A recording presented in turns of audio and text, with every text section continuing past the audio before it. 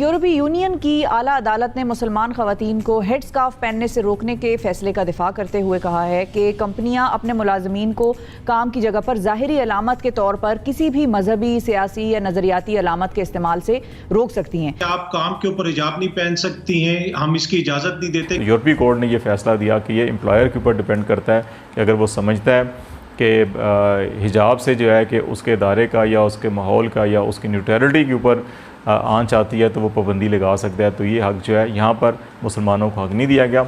अरबों डॉलर का नुकसान दुनिया में कहीं मुंह दिखाने के काबिल नहीं है। वीज़ा तक नहीं देते, जाने नहीं देते वहाँ पे पाकिस्तानियों को जो वहाँ पर बैठे हुए हैं, और हमेशा हम बुरे। तो किस चीज़ की खुशनुदी के लिए हम ये एक ऐसा रवैया हमने इख्तियार किया हुआ है? वो उनके जो कानून है वो उनके बेनिफिट्स के लिए हैं, वो हमारे लिए नहीं है।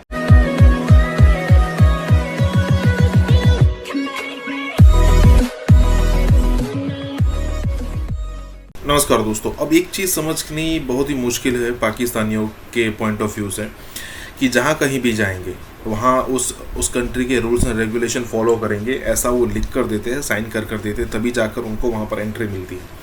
लेकिन जैसे ही वहाँ पर एंट्री हो जाती है उसके बाद उनका तांडव वहाँ पर शुरू होता है। अब तांडव मैं इसीलिए कह रहा हूँ क्योंकि उसके बाद ही उनकी जो सही मायनों में जो प्रेजेंस होती है वो शुरू होती है। वो ये कहना शुरू कर देते हैं कि नहीं, देखिए हमारे लिए एक मस्जिद होनी चाहिए।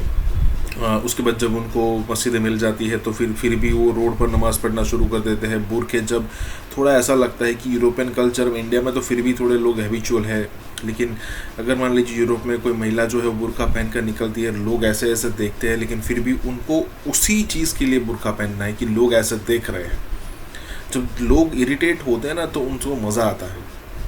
तो यहाँ पर यही सारी बात हो रही है कि कैसे यहाँ पर यूरोप के अंदर पाकिस्तानियों को टारगेट किया जा रहा है।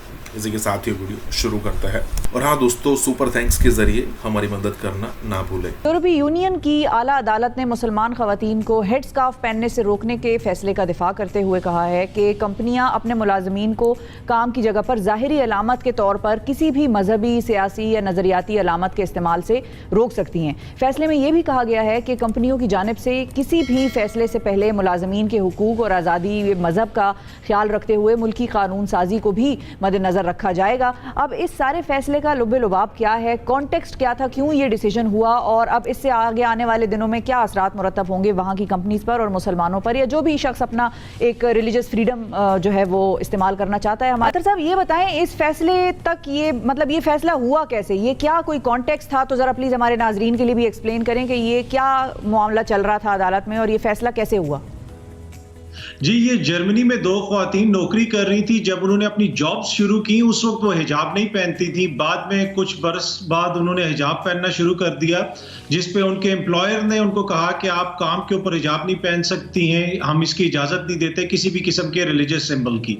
तो फिर वो ये मसला कोर्ट लेके गई और जब कोर्ट के यूरोपीय यूनियन की आला अदालत तक ये मसला पहुंचा तो फिर उन्होंने अब ये फैसला दिया है कि अगर कंपनीज चाहें तो वो लोगों को रोक सकती हैं, जिस तरह आपने भी एक्सप्लेन किया कि किसी किस्म की भी मजहबी या सियासी अलामत पहनने से। मुसलमान ये शिकायत करते आ रहे हैं कि उनकी शख्सी आज़ादियों के ऊपर पाबंदियां लगाई जा रही हैं। कभी मसाजिद के ऊपर वहाँ पे सर्वेलेंस होती है, उनको नोट किया जाता है कौन आ रहा है कौन जा रहा है, और अब एक जो बेसिक शख्सी आज़ादी माफ़ कीजिएगा आज़ादी है कि कोई भी शख्स अपनी मर्जी के मुताबिक कपड़े पहन सके। हो सकता है कि आने वाले दिनों में उनके लिए मुश्किलात पैदा हों। जीना तंग कर दो मुसलमानों का, और उसके बाद मुसलमान अगर कुछ कहें तो फिर आप कहो कि ये तो बोलते हैं, बस ये तो बोलते हैं, ये तो रेडिकल्स हैं, फंडामेंटलिस्ट हैं। इसी तरफ अगर मुसलमान सकाफती के एतबार से अपना लिबास पहनते हैं या ख्वातीन स्कार्फ करती हैं तो इसके ऊपर जो है अदालत ने बैन लगाया, जो बड़ी अफसोसनाक बात है। जर्मनी के अंदर ही बेसिकली 2 ख्वातीन थी जो चाइल्ड डे केयर जो सेंटर्स होते हैं वहाँ पे ये जॉब करती थी, और ये एक ऐसा इदारा था जो चैरिटी ऑर्गेनाइजेशंस होती हैं उस किस्म का इदारा था जिसमें ये काम करती थी। तो जब ये स्कार्फ पहले नहीं पहनती थी लेकिन छुट्टियों पर गई और फिर जब वापस आई तो स्कार्फ पहने थे, तो फिर वहाँ पर उन्हें काम से रोक दिया गया, उनको सस्पेंड कर दिया गया। कहा जी कि अगर आपने काम करना है तो बगैर स्कार्फ के आप आएँ, स्कार्फ के साथ आपको काम की इजाज़त नहीं दी जा सकती। उन्होंने फिर मकामी अदालत से रजू किया और फिर यूरोपियन कोर्ट से भी रजू किया। तो यूरोपीय कोर्ट ने ये फैसला दिया कि ये एम्प्लॉयर के ऊपर डिपेंड करता है कि अगर वो समझता है कि हिजाब से जो है कि उसके इदारे का या उसके माहौल का या उसकी न्यूट्रलिटी के ऊपर आंच आती है तो वो पाबंदी लगा सकता है। तो ये हक जो है यहाँ पर मुसलमानों को हक नहीं दिया गया। यूरोपीय अदालत ने इससे पहले भी 2017 में भी इसी किस्म का एक फ़ैसला दिया था और उसमें भी ये कहा गया था कि वर्क प्लेस के ऊपर जो एम्प्लॉयर है उसको ही हक होगा वो फैसला करे कि हिजाब की इजाज़त देनी है या नहीं देनी। डॉक्टर साहब मैं दोबारा आता हूँ आपकी तरफ। समीम इब्राहिम साहब आप बड़ी कुछ सर हिला रहे हैं, लगता है आपके पास कोई खास नुक्ता है।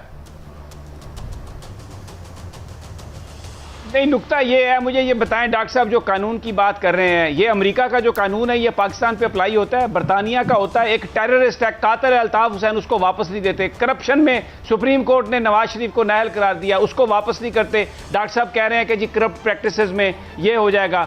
जनरल साहब कहते हैं जी कि वो तो उनसे हम कॉन्ट्रैक्ट खत्म नहीं कर सकते। तो क्या पाकिस्तान को बेच दें, पाकिस्तान के लोगों को कत्ल कर दें, आप उनसे कहें कि ये आपके पिट्ठू हैं, इन्होंने गलत, इन्होंने जो सर आप एग्रीमेंट खत्म करें। मैं दुनिया की मिसालें दे सकता हूं। ईरान को देख लें, उन्होंने अपने आप को सर्वाइव किया। इस कौम में बड़ा पोटेंशियल है, आप उठे तो सही।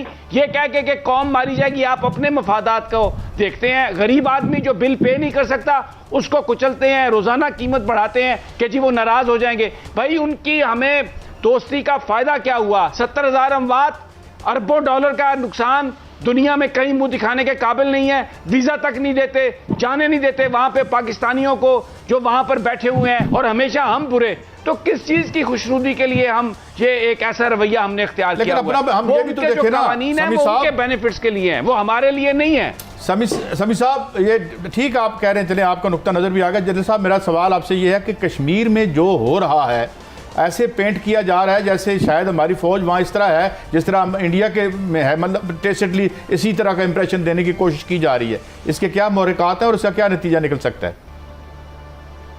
देखिए ये वैसे भी शर्मनाक है इस तरह की बात करना, खास तौर पे उन लोगों के लिए जिनके दौर में कश्मीर का नाम ही नहीं लिया, सालाना रस्मी नाम लिया जाता था। यूनाइटेड नेशन में जाके उफा में हुई मीटिंग और जॉइंट कम्युनिके आया, उसमें कश्मीर का नाम ही नहीं था।